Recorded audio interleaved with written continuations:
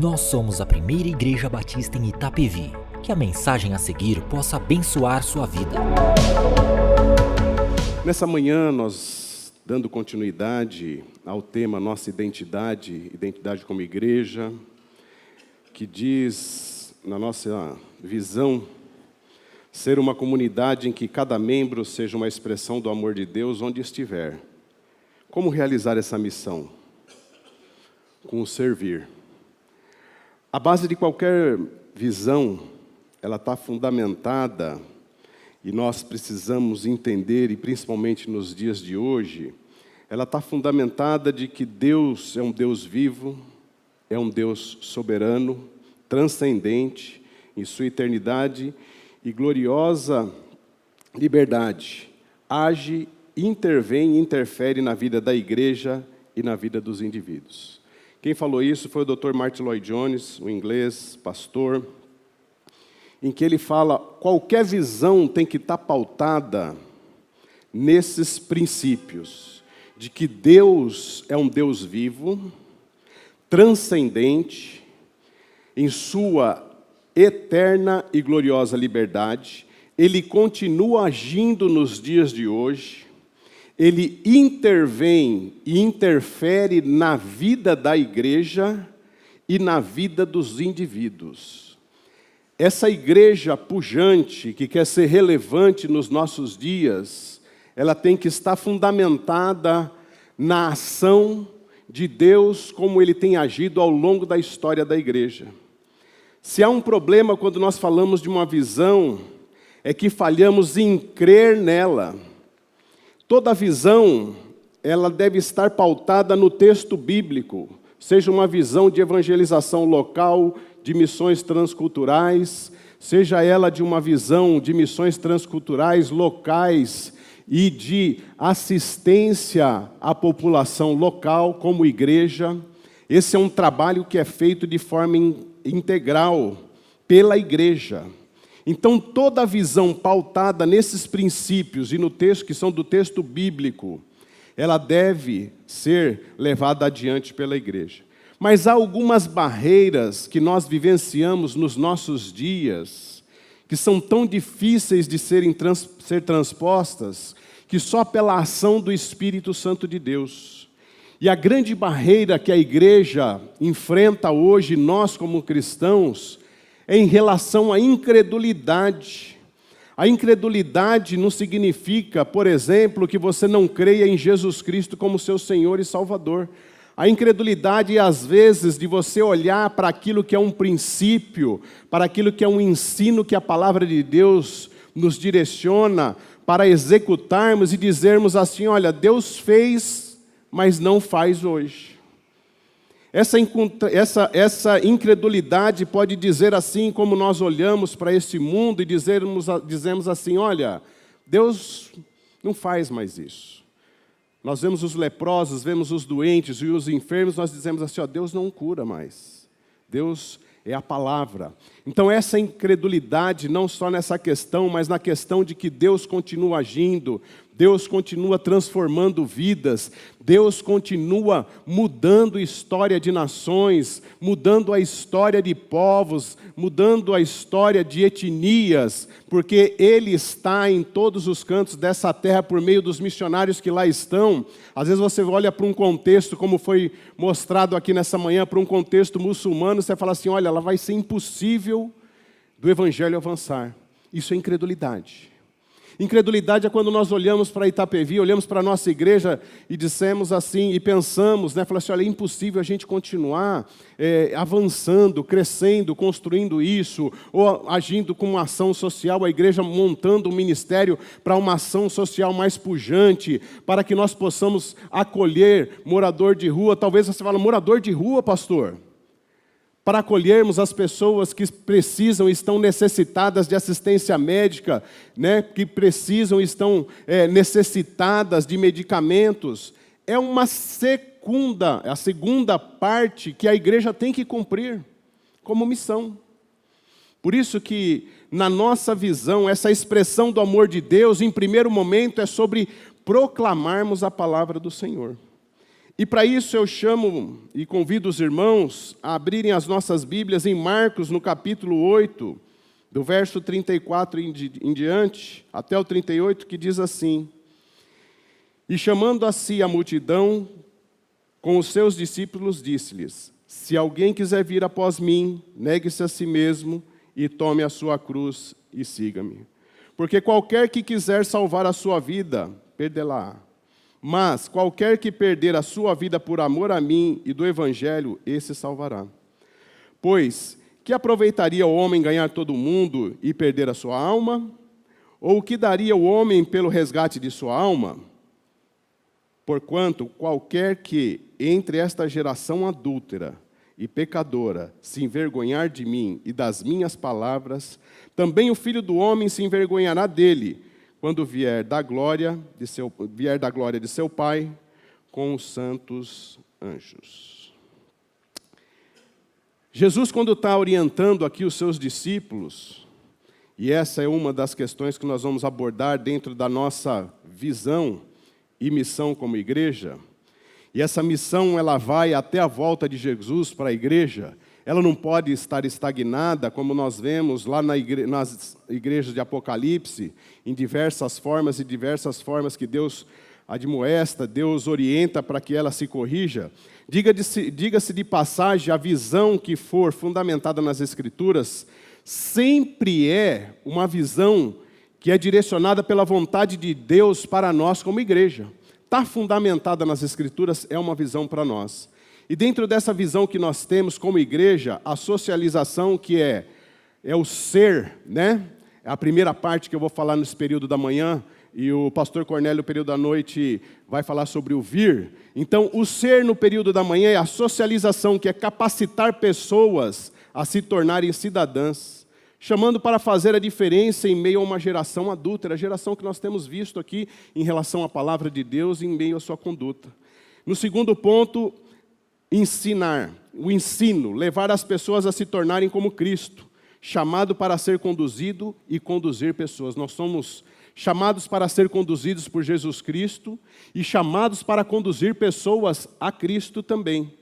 E a reconciliação, conduzir pessoas a Cristo, o chamado para proclamar. Na minha ordem aqui, eu vou começar como primeiro ponto. Nós vamos falar sobre a proclamação, a reconciliação. Então, a reconciliação, para nós entendermos como levarmos essas pessoas até Cristo, nós temos que fazer uma leitura desse mundo, do contexto atual que nós estamos vivenciando. E eu já há tempos atrás, eu já identifiquei algumas questões em relação a proclamar o Evangelho. Por exemplo, onde a missionária Mônica se encontra, tem um contexto ali que ela precisa fazer uma leitura daquele contexto, um contexto muçulmano, um contexto de poligamia, um contexto patriarcal, de hierarquia, um contexto fechado para a proclamação do Evangelho. Então, ela fazendo essa leitura, ela está agindo como? Por intermédio da ação social, ela está trazendo pessoas para perto, e por esse intermédio relacional, de forma intencional, ela está falando do amor de Jesus Cristo para essas pessoas. Então, o nosso contexto como igreja de Itapevi, o nosso contexto como igreja inserida no estado de São Paulo, nós temos que identificar dentro da nossa população, dentro da cidade, o que tem interferido e o que é barreira para que a igreja proclame a palavra de Deus, para que a igreja avance. E o grande desafio que nós temos é, às vezes, nós pensarmos o seguinte: olha, a sociedade hoje está tão fechada, as pessoas estão tão céticas, as pessoas estão tão frívolas em relação à religião. Olha, Deus não quer mais nada. Isso é uma inverdade. Deus continua agindo e continua tocando corações de pessoas para que elas se rendam a Jesus Cristo. Agora, o grande problema é que eu falei, a nossa incredulidade em relação ao agir de Deus.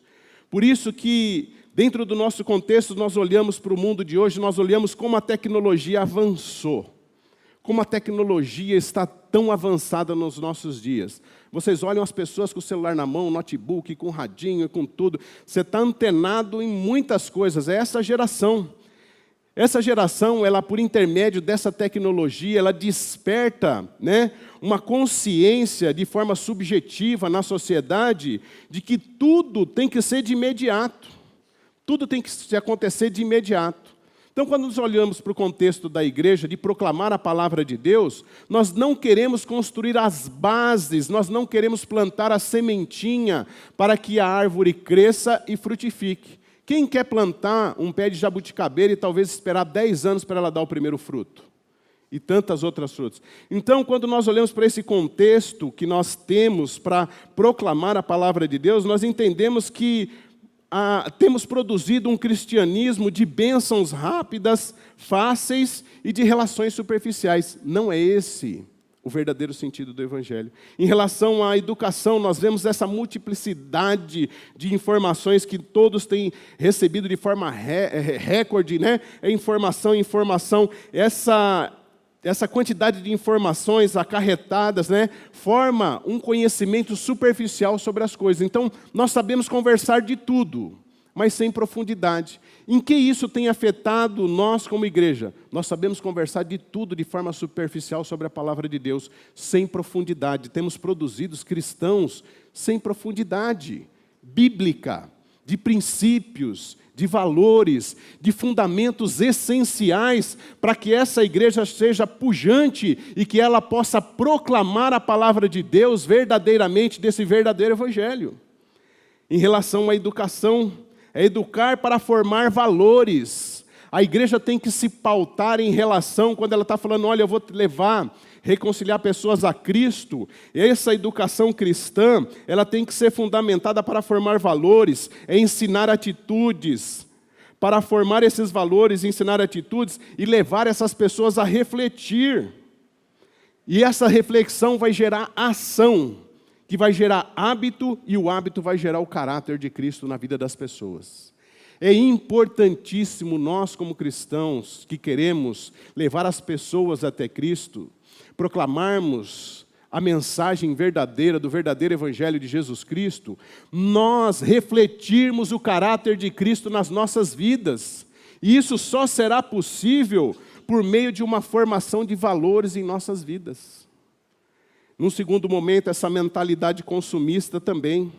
Ela assume uma atitude consumista, onde o desejo desenfreado de consumir tudo, a gente quer consumir tudo. Vivemos em tempos em que mais importante é ser rico do que ter amigos. Mais importante é ser famoso do que ser amado. Então essa é a sociedade que a gente vai interagir. Uma mentalidade que produz relacionamentos com Deus na base da troca e da barganha. Quando nós formos proclamar esse verdadeiro evangelho, nós não podemos incorrer nessa mentalidade que tem influenciado a igreja. Nós temos que proclamar o evangelho nesse contexto onde Jesus Cristo é Senhor, a palavra de Deus é verdade absoluta para nossas vidas. Nós temos perdido a individualidade correndo atrás do sucesso, tanto como igreja, como vida pessoal. A nossa individualidade em Jesus Cristo, quando nós fomos chamados para o discipulado com Jesus, Jesus tocou em nossos corações, o Espírito Santo de Deus abriu a nossa mente, o nosso coração, nós fomos chamados para caminhar com Ele. As pessoas não têm mais tempo para refletir sobre a vida. Há uma grande ansiedade em nossos meios pelos estereótipos, pelas imagens que elas têm feito sobre a sua vida e principalmente sobre a sua vida em relação a Deus. Esta é uma sociedade decaída que precisa ser impactada com a proclamação do verdadeiro Evangelho. O Evangelho que, pela graça, muda o rumo da vida das pessoas.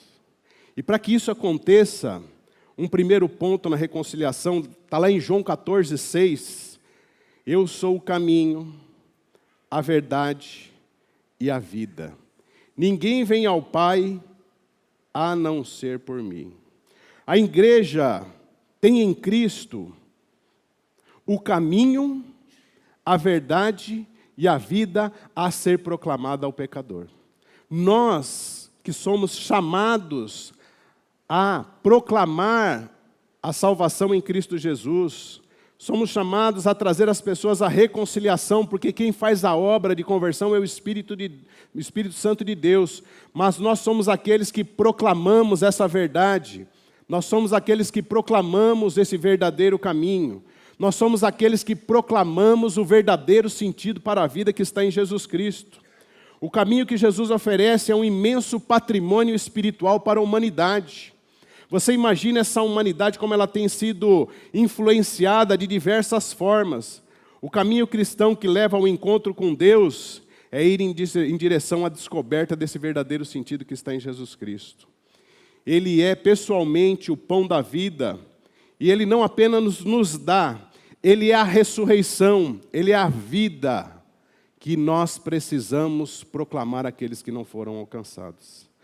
É através dEle que as pessoas encontrarão Deus e o sentido das suas vidas. Em Jesus encontramos a realidade do Deus vivo, aquilo que nós falamos no começo. Sabe qual é o maior testemunho? Sabe qual é o maior milagre? Sabe qual é a maior obra que Deus realiza para que nós possamos testemunhar de forma fervorosa e ardente em nossos corações? É quando uma pessoa se rende a Jesus Cristo. Não existe milagre maior, não existe sinal maior de que o nosso Deus é vivo, que Ele continua agindo, que Ele continua interferindo, que Ele continua pontuando a história individual e a história da humanidade, quando uma pessoa se rende a Jesus Cristo como seu Senhor e verdadeiro Salvador. Não há milagre maior. Deus continua curando os enfermos, Deus continua transformando os viciados, resgatando. Mas esse é o maior milagre que Deus realiza e que nós, como igreja, não buscamos de forma intensa. Porque Ele é o caminho, Ele é a verdade e a vida. Tem milagre maior que uma pessoa possa ter do que esse? Agora, nós que já recebemos esse milagre nas nossas vidas, e muitas vezes somos barrados pela nossa incredulidade. E muitas vezes somos barrados pela timidez de falarmos do amor de Jesus Cristo. E aqui no texto fala que nós precisamos negar a nós mesmos, que nós não podemos nos envergonhar de Jesus. Por isso que reconciliar pessoas, lá em 1 João 5,12 diz: quem tem o Filho tem a vida, quem não tem o Filho não tem a vida. Muitas pessoas estão a caminho do inferno, e nós simplesmente, de forma passiva, temos observado esse caminho dessas pessoas. Nós temos a mensagem e a proclamação que nos foi concedida na palavra, de que Jesus Cristo tem a vida eterna nas suas mãos. Precisamos levar as pessoas até Cristo. Em 1 João 5,20 diz: e sabemos que já o Filho de Deus é vindo, e nos deu entendimento para que conheçamos ao verdadeiro. E no que é verdadeiro estamos, isto é, em seu Filho Jesus Cristo, este é o verdadeiro Deus e a vida eterna. Irmãos, nós temos esse conhecimento. Nós temos esse entendimento. Agora, o que nós temos feito com aquilo que Deus já nos concedeu por meio da sua graça? Por que nós somos tão passivos nessa sociedade, na nossa cidade, no nosso meio de convívio social, no nosso meio profissional, onde você exerce a sua profissão? Por que nós somos tão passivos e não falamos desse grande milagre que Deus pode realizar na vida das pessoas, que é a vida eterna está em Jesus Cristo, o perdão de todos os pecados está em Jesus Cristo? Você entendeu que a frieza espiritual, ela passa por um silenciar nas nossas vidas de proclamarmos a salvação em Cristo Jesus? Nós precisamos, irmãos, ardentemente buscar a direção de Deus e entendermos isso que foi captado nas Escrituras Sagradas pelo Dr. Martin Lloyd Jones. Entenda que nós servimos a um Deus vivo. Entenda que Deus interfere na vida do indivíduo. Entenda que Deus continua agindo nesse mundo. Não é porque um político saiu da cadeia que o outro vai fazer isso, que o outro vai fazer aquilo. tudo está debaixo dos pés do nosso Senhor e Salvador Jesus Cristo. É Ele que conduz a história da nossa nação.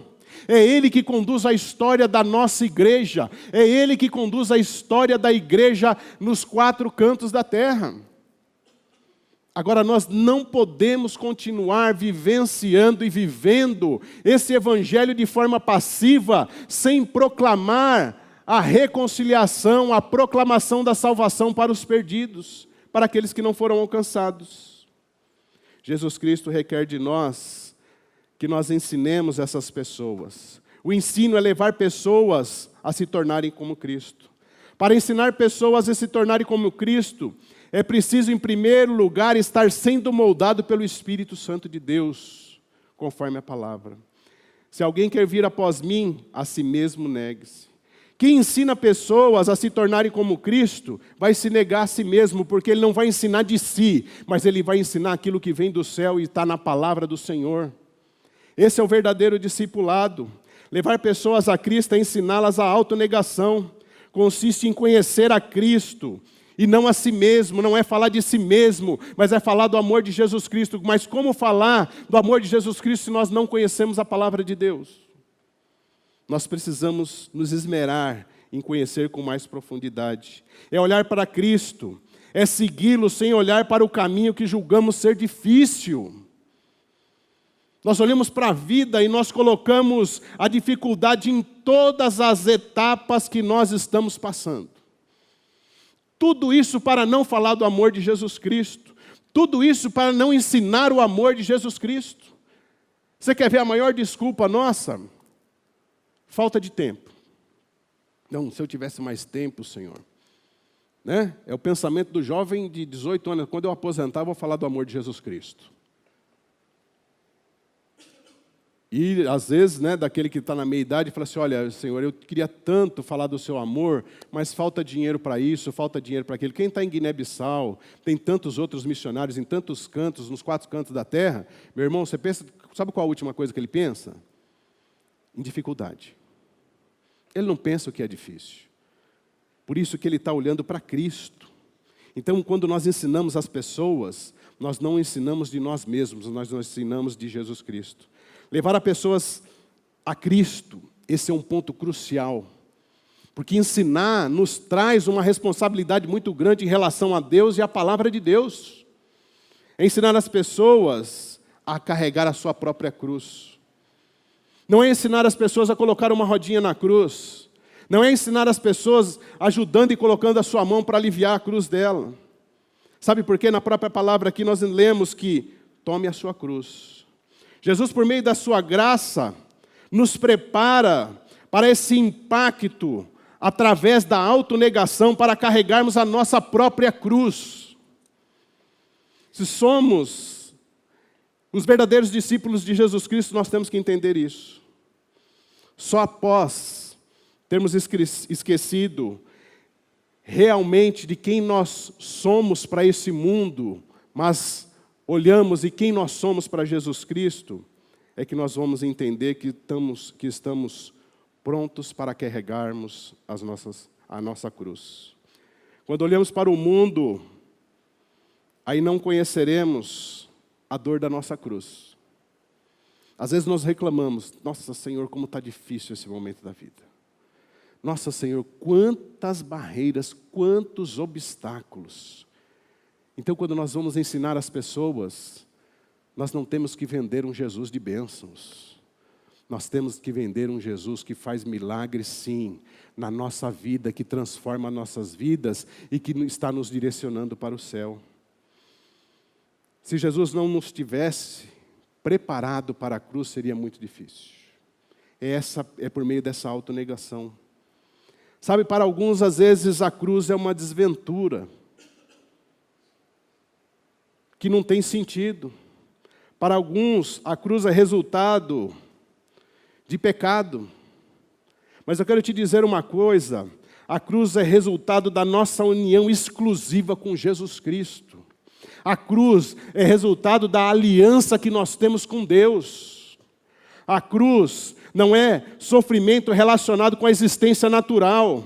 mas com o fato de pertencermos a Jesus Cristo. O nosso mestre foi até a cruz, ele carregou a cruz, ele sofreu por nós, ele perdoou todos os nossos pecados. Por isso que a cruz não é um sofrimento natural, a cruz está relacionada à nossa aliança com Deus. Se o mestre sofreu, se o mestre carregou a sua cruz e foi crucificado, não é uma cruz que nós carregamos com peso, ele sim carregou o peso de todo o pecado que nós cometemos. A nossa cruz é aliviada quando nós olhamos para Jesus, quando nós negamos a nós mesmos e entendemos que é Ele que nos sustenta e que nos faz suportar os pesos e as dificuldades dessa vida. Ensine o verdadeiro evangelho, o evangelho com a cruz. É muito difícil nos nossos dias, e a gente vê pela televisão que nos atrapalha muito em algumas questões, que vendem um evangelho de facilidade sem cruz. Ensine que a cruz foi o caminho do nosso mestre. Ele trilhou esse caminho e nós vamos ter que trilhar e temos trilhado também. Mas o nosso mestre, não se esqueça disso jamais. Ele triunfou sobre a cruz não foi derrota, a cruz foi vitória. A morte não foi derrota, a morte foi vitória. E ele ressuscitou. Por isso que a primeira cruz imposta ao crente é quando nós somos chamados para sair do lamaçal do pecado e começarmos a ser transformados conforme o caráter de Cristo. Não é fácil se desvencilharmos da vida do pecado que nós tínhamos. É a primeira cruz. Não é fácil o caminho da santificação para o cristão, mas ele é necessário. A cruz não é um fim horrível de uma vida piedosa, mas é o começo de uma comunhão com Deus. Porque a primeira coisa que o pecador reconhece é a mensagem da cruz. Porque Cristo morreu, por quem Ele morreu. A cruz, então, é um começo de comunhão. Nós não podemos nos esquecer de que o sofrimento de Cristo na cruz foi um sofrimento expiatório. Sofrimento pelos nossos pecados. Doeu as chibatadas, doeu a crucificação, o martírio. Ser discípulo, ensinar sobre Jesus Cristo e discipular é estar unido ao Cristo que sofreu. Mas Ele venceu todas as batalhas. É por isso que é o Senhor que nos sustenta, é o Senhor que nos direciona para carregarmos a nossa cruz e negarmos a nós mesmos. Esse é o ensino verdadeiro do Evangelho. Um ensino que em Mateus 5, de 1 a 12, eu não vou ler, lá em casa você pode ler. Como que os discípulos de Jesus Cristo têm que se portar. Ensine as pessoas e direcionar as pessoas que elas têm que ser pobres de espírito. Não é buscar valores nos bens materiais, mas é buscar valores para a eternidade. Não é buscar e ajuntar valores e riquezas desse mundo que a traça vai comer, mas é ajuntar valores, proclamando a palavra de Deus, de pessoas que estarão morando com nós, com todos nós, eternamente no céu. Nós temos que ensinar as pessoas que chorar faz parte da caminhada cristã. Aprender a chorar pelo próximo. Aprender a chorar pelas nossas próprias fraquezas e pelos nossos pecados. Aprender a chorar por não conseguir viver bem com o próximo. Nós temos que aprender a chorar pelos que ainda não foram salvos. Será que nós temos chorado por aqueles que não foram alcançados? Será que nós temos orado de forma fervorosa por aqueles que não foram alcançados? Chorar pela incredulidade desta geração. Chorar pelas nossas próprias incredulidades em relação ao agir de Jesus nesse mundo. Ensinar as pessoas a serem mansas é ser sereno, é ser autêntico em sua expressão de vida, é ser manso, é inclinar-se à vontade de Deus. É negar a si mesmo, é ser manso. É difícil, mas é possível. Deus continua nos transformando. Tem muitas questões nas nossas vidas que a gente fala assim, Deus, não tem mais jeito. Eu não mudo. Enquanto nós estivermos vivos nessa terra, tem jeito. Porque Deus continua agindo. Deus continua transformando. Ter fome e sede de justiça, alguns podem pensar assim, fome e sede de justiça, nós vamos fazer uma corrente de oração, porque os comunistas não podem tomar conta, porque eles não podem fazer isso, os fulanos, beltranos, militares e não sei o quê. Talvez você pense que ter fome e sede de justiça seja isso, mas não é. É o desejo, sabe o que é fome e sede de justiça? Quando você nega a si mesmo e olha para Cristo, você está enxergando quem nós somos. Ter fome e sede de justiça é o desejo de se desvencilhar do pecado. Você quer se desvencilhar do pecado. Então você tem fome e sede de justiça, porque você quer estar bem com Deus. Você não quer estar bem com os homens, não é esse sentido de estar bem com os homens, não é o sentido de você estar bem nessa sociedade que nós vivenciamos, de que você quer a distribuição de riquezas, não é isso. Ter fome e sede de justiça é você querer estar bem com Deus, não ter remorso pelos nossos pecados, não ser afligido e aflito e angustiado pelo caminho do pecado que Deus não tem te libertado ainda. Isso é ter fome e sede, é ter esse coração angustiado, que busca como fome e sede de justiça para estar bem com Deus. Nós precisamos ensinar as pessoas a isso. Precisamos ensinar as pessoas a serem misericordiosas. É demonstrar compaixão pelos necessitados. Nós precisamos, de forma ardente, ensinar as pessoas a serem puras de coração, conforme as Escrituras Sagradas. Ser pura de coração, não estou falando de comportamento ético. E nem de você cumprir as regras que a igreja tem. Mas é ter um coração cheio de boas intenções. Senhor, eu quero orar por Itapevi. Senhor, eu quero orar por todos os ministérios da minha igreja, para que eles sejam de forma atuante, relevante na nossa igreja, em Itapevi também. Senhor, move montanhas para que a nossa escola possa formar uma geração temente a Ti, com os seus valores, com os seus princípios, que essa geração que está sendo formada na nossa escola possa fazer a diferença na sociedade até Jesus voltar. Essas intenções puras têm que estar em nosso coração. Só tem o coração puro quem foi transformado por Deus. Para ensinar a ter um coração puro, nós precisamos ter esse coração. Gerar o bem é um plano muito superior à bondade humana. E é disso que nós precisamos como igreja. Ensinar as pessoas a serem pacificadoras. É procurar compreender o outro na forma de agir. É não discutir. Às vezes nós olhamos para o próximo e falamos assim, meu Deus, é não discutir, irmão. É suportar. E amor. Dói.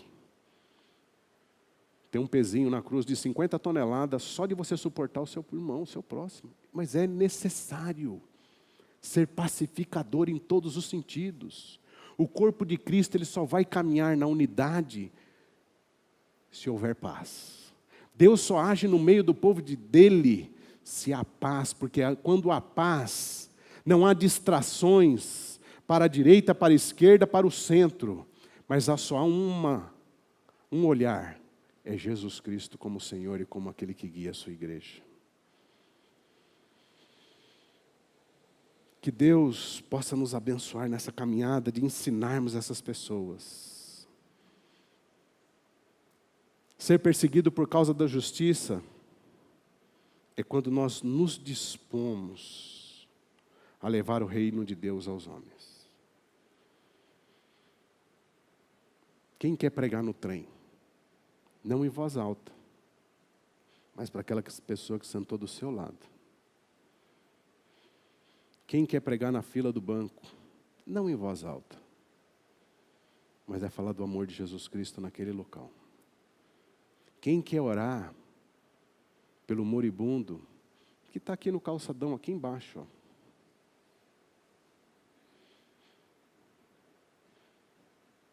E ser às vezes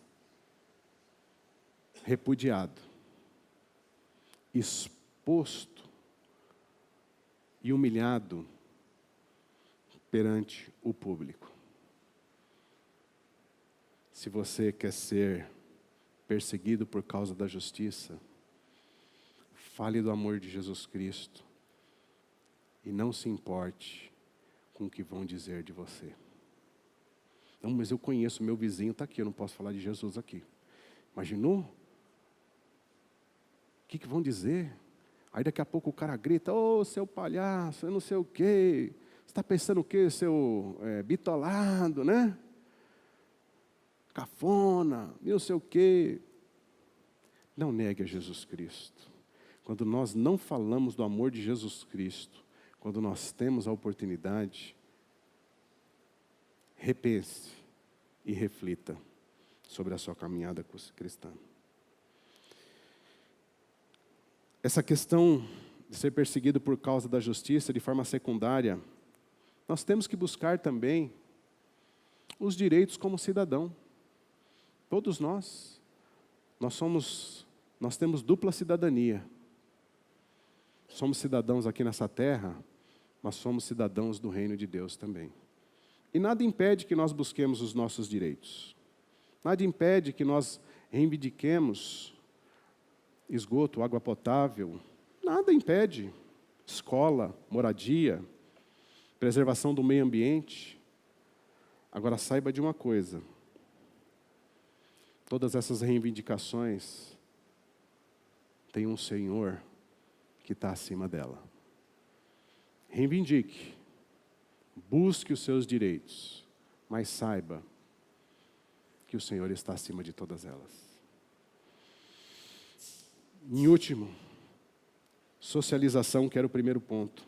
Capacitar as pessoas a se tornarem cidadãs. Você pode anotar aí 1 Pedro 2, de 9 a 25, eu não vou ler, que diz lá no verso 9, mas vós sois a geração eleita e sacerdócio real, a nação santa, o povo adquirido, para que anuncieis as virtudes daquele que vos chamou das trevas para a maravilhosa luz. Povo divinamente escolhido e vocacionado, envolvido para cumprir, como cooperador de Deus nesse mundo, muitas tarefas. Como eu disse, nós temos uma dupla cidadania. Nós temos uma responsabilidade de servir essa sociedade como cristãos e sermos relevantes como cristãos. Não adianta só proclamar o Evangelho e não estender a mão para a comida, para a roupa.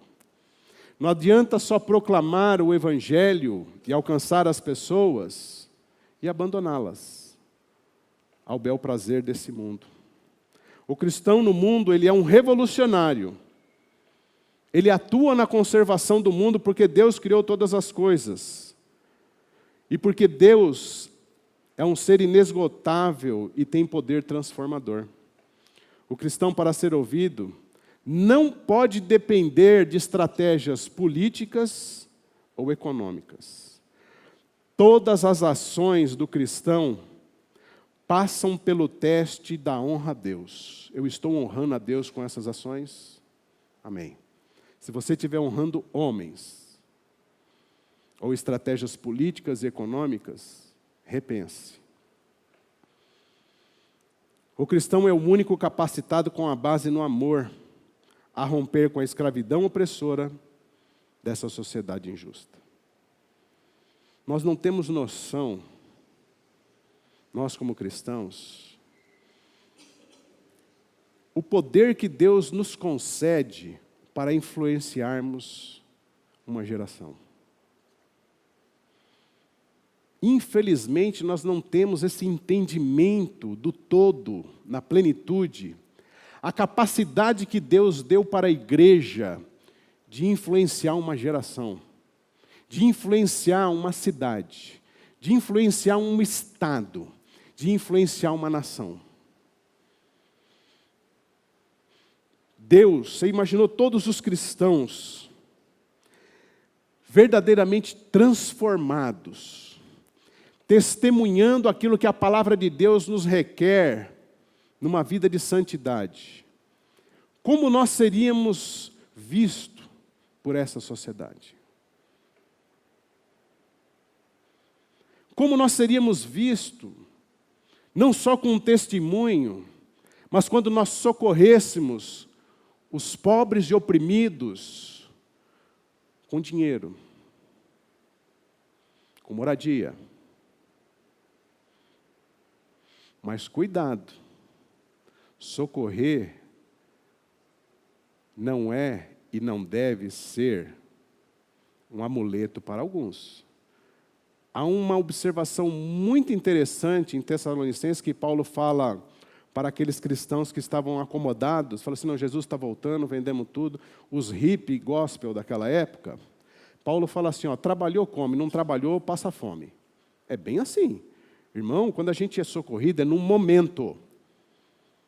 Não é a vida inteira, é um momento, porque Deus vai preparar, Deus nos concedeu tantas habilidades e dons para o suprir. O mundo precisa de uma igreja mais relevante.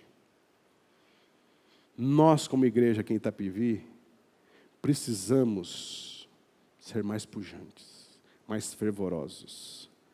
E eu termino a mensagem com a frase que eu li no começo. A base de qualquer visão é saber que o Deus vivo, soberano e transcendente em sua eterna e gloriosa liberdade, age, intervém e interfere na vida da igreja e na vida dos indivíduos. Será que nós temos vivido isso?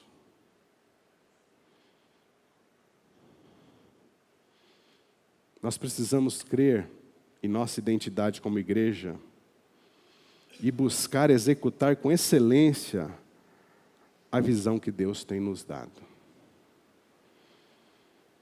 Sabe por quê? Porque o Dr. Martin Lloyd-Jones ele fala uma coisa interessante. Se você não está conseguindo viver isso como igreja, se a igreja não está conseguindo ser relevante na sua geração, é uma igreja que está fria espiritualmente, passiva espiritualmente e precisa de renovo. A igreja não é o prédio, a igreja somos nós.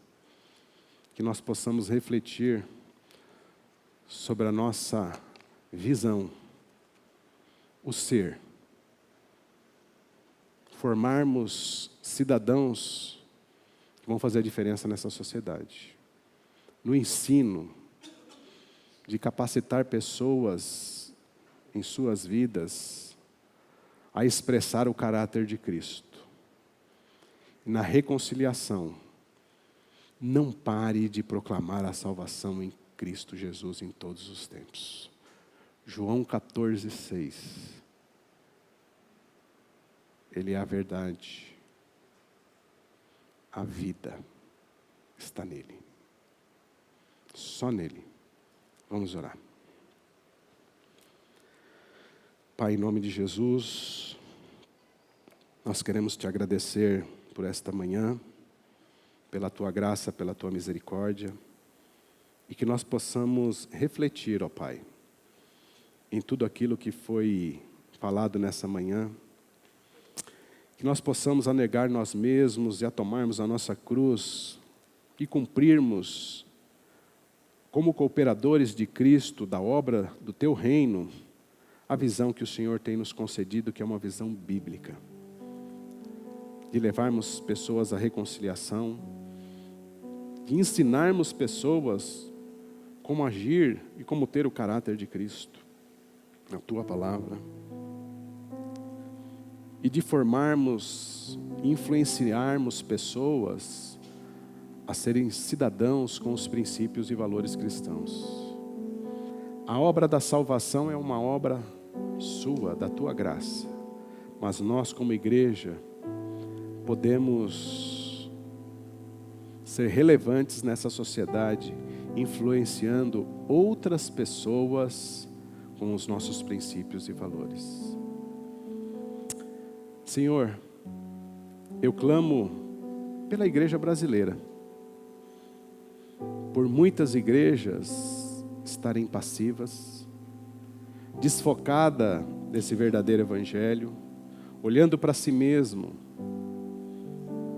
para suas benesses, e não entendendo que nós somos relevantes nessa sociedade. E primeiramente, o foco é proclamar a salvação em Cristo Jesus em todos os tempos. Por isso, nos desperte.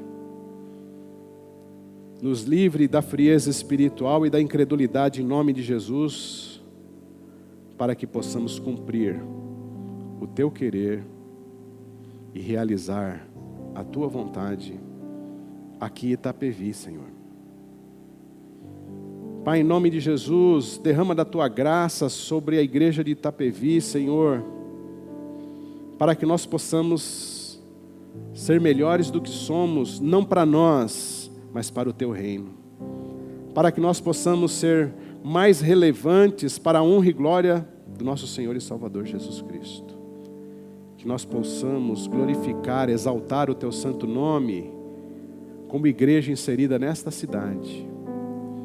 Que nós possamos ser conhecidos, ó Senhor, por aqueles que são os verdadeiros discípulos de Jesus Cristo, misericordiosos, mansos, piedosos, aqueles que têm fome de justiça, aqueles que têm o coração disposto, sempre disposto ao arrependimento. Que assim seja em nossas vidas, em nome de Jesus. Amém. Esta foi mais uma mensagem especial da Primeira Igreja Batista em Itapevi. Que Deus te abençoe.